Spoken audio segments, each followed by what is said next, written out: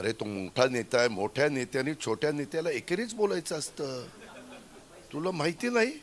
आपण आपल्या मुलांना किंवा खालच्या गडी माणसाला अहो या बसा पाणी आणून देता का हो असं नाही, हे पाणी आणून दे. त्याच्यामुळं त्याला तो मोठा असल्यामुळं तो अजित पवार त्याला चिल्लर वाटतोय म्हणून तो एकेर उल्लेख करतोय. हा ते मागेच सांगितलं, सारखं आळणी आणणी नाही. जे झालं ते झालं, जुनं नाही विचारायचं, नवा नवा.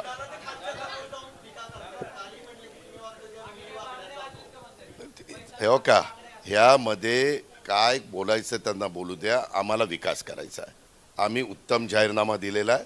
आम्हाला ते शहर मागं जसं घडवलंय किंवा आज पुण्याचं बद्दल अनेक जण वेगवेगळ्या प्रकारचे प्रश्न विचारतात, त्याला कुठंतरी थांबवून पुन्हा पुण्याचं गतवैभव आपल्याला द्यायचं आहे आणि त्याकरता आम्ही पुढं आलेलो आहोत.